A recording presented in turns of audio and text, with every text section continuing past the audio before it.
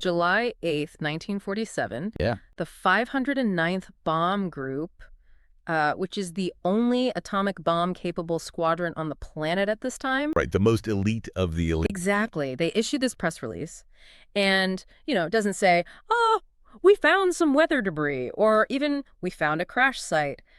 The headline, which was issued by the U.S. Army Air Forces, is super explicit. It literally says, RAAF captures flying saucer on ranch in Roswell region. It's the kind of announcement that really should have changed the entire trajectory of human history right then and there. I mean, you have the most elite military unit in the world putting their entire reputation on the line to say, we have a disc. But then, literally the very next day, the whiplash hits. General Ramey sits in front of the press in Fort Worth, points to this pile of what looks like tinfoil and rubber strips, and essentially says, my bad, folks, it was just a weather balloon. Yeah, that pivot from captured flying saucer to weather balloon in under 24 hours, that is really the origin point for 75 years of public distrust. Right. But here's the thing for you listening today.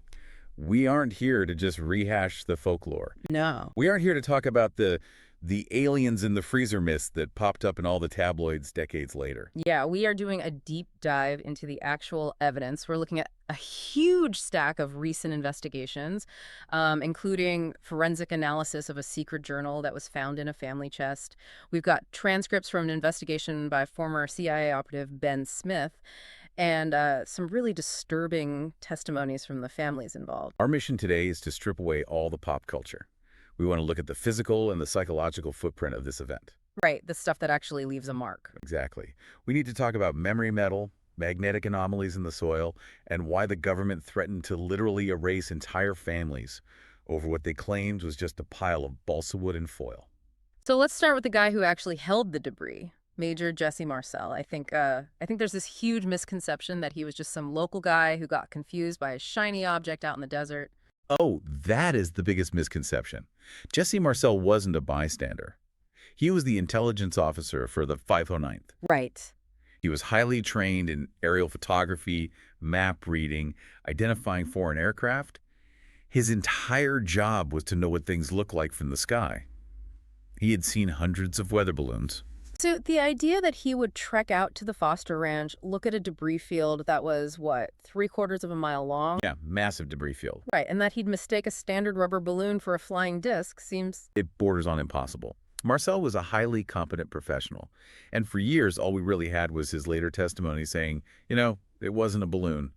But recently, the narrative completely shifted because of physical evidence found in his estate. This is the journal, right? Because this feels like something straight out of a spy novel to me.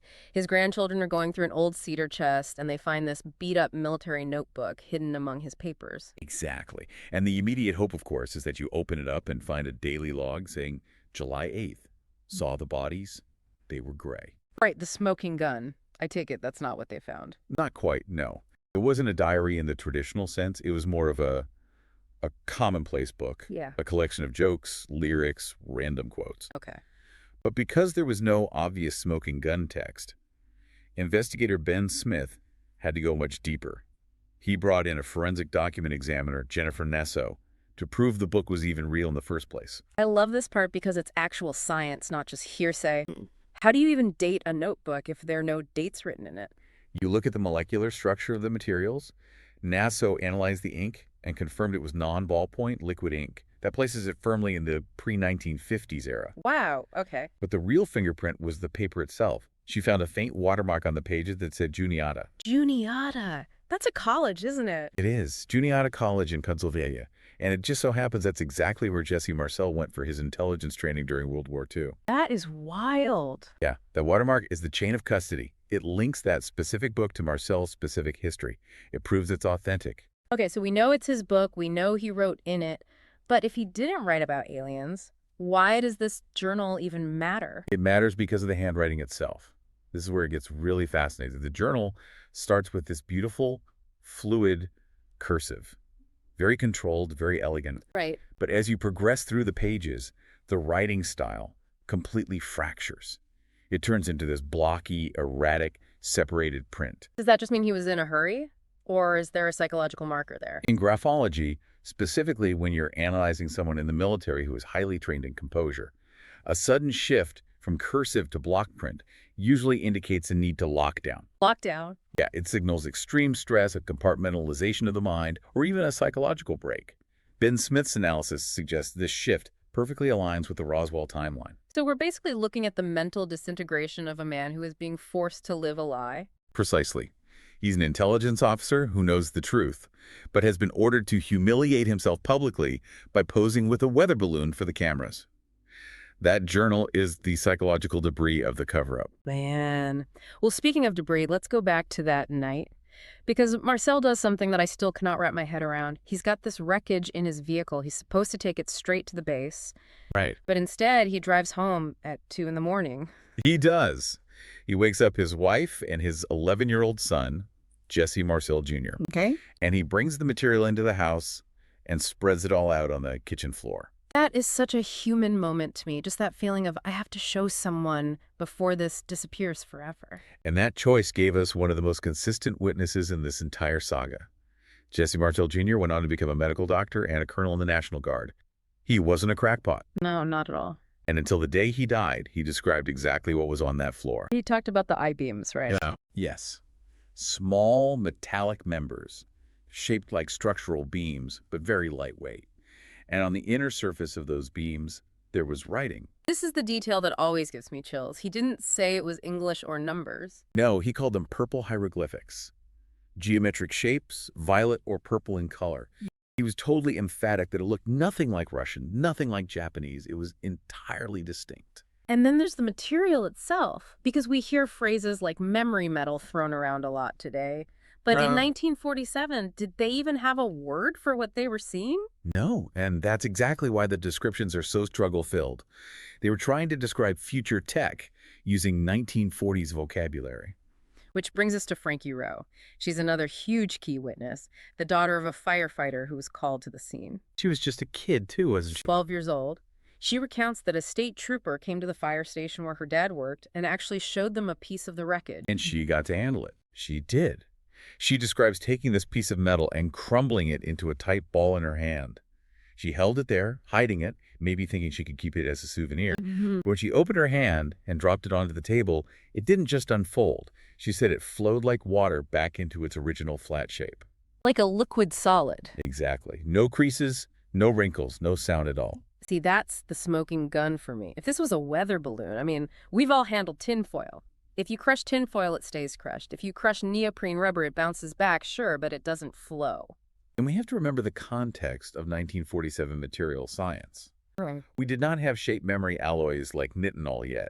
We barely had consumer plastics. Right. For a 12-year-old girl to describe a material that acts like a fluid but feels like a metal, that is a very specific technologically advanced observation. It contradicts the balsa wood and foil explanation entirely. So you have these witnesses seeing impossible things, and then the government steps in. And they don't just say, hey, please keep quiet. They go full scorched earth.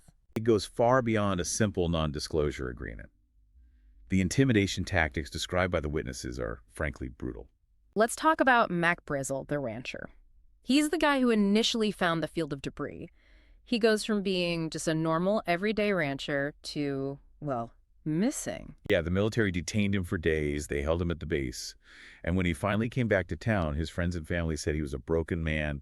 He completely refused to discuss the incident ever again. Just totally silenced. And the local radio station, KGFL, they had actually recorded an interview with him before he was detained.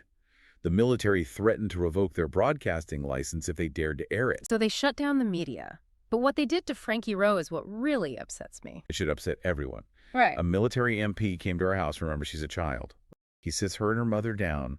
He violently slams a baton onto the table, and he tells them that if they talk about what they saw, they could be taken to Orchard Park or Artesia. Those were internment camps, weren't they? They were camps used during the war. But he didn't stop there. He looked at this little girl and told her that if she spoke up, No one will ever find your bodies. That is just, it's gangster tactics. It's not national security. It's a death threat against a child. And Sheriff Wilcox, his granddaughter, claimed their family was told they would be killed too. And that's the logical disconnect you really have to look at. If this was just a weather balloon, why threaten murder?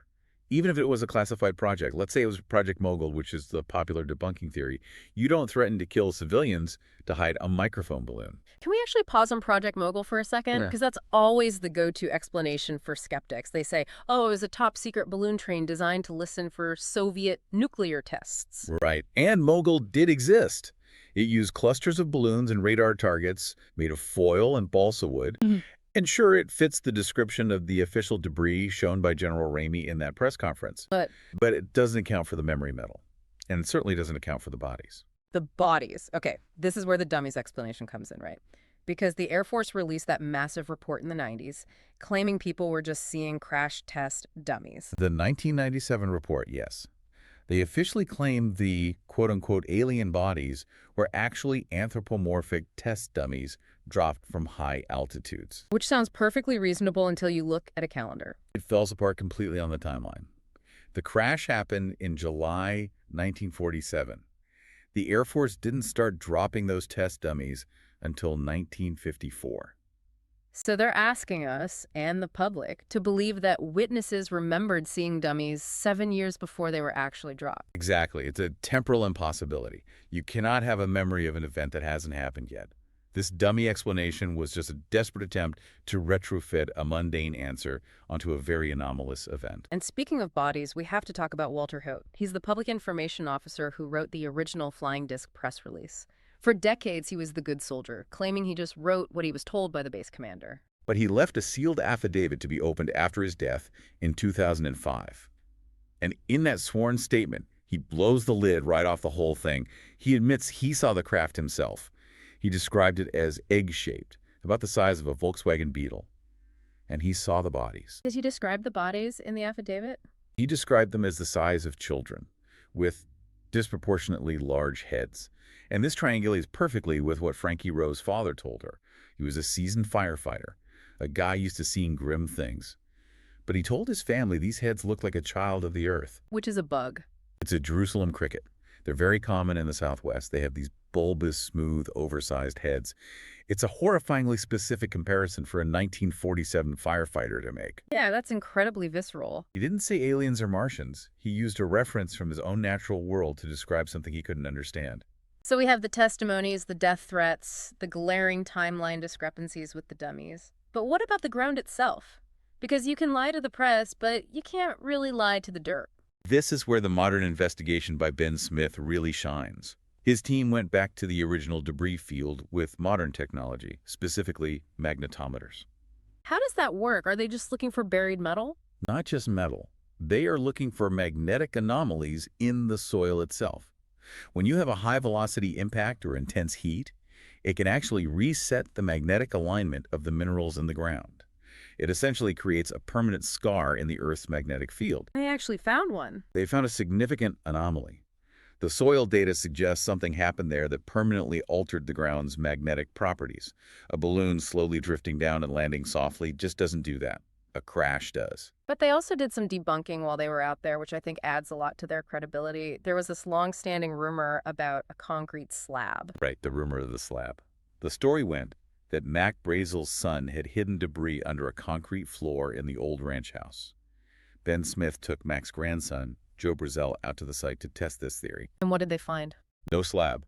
The house sits on dirt. It has always sat on dirt. I think that's so crucial to mention. It shows that over 75 years, a lot of folklore just naturally gets mixed in with the facts. Absolutely, the slab was pure folklore. But the magnetic anomaly, that's hard data. The Juniata watermark in Marcel's journal, that's forensic proof. We have to be disciplined enough to throw out the slab so we can focus on the anomaly. So for you listening, when you stack all of this up, the graphology of the journal showing a man under immense psychological pressure, the incredibly consistent descriptions from multiple witnesses of materials that didn't exist yet, the deathbed confessions, the soil analysis, what is the actual picture that forms here? The picture is of a retrieval operation of non-human technology. I Wow. really don't say that lightly. But when you eliminate the balloon and you eliminate the dummies because of the timeline, and you look at the extreme violent measures taken to silence witnesses, the cover-up hypothesis becomes the most logical one left on the table. It's the only one that explains the reaction. You don't threaten to disappear an entire family over a weather experiment.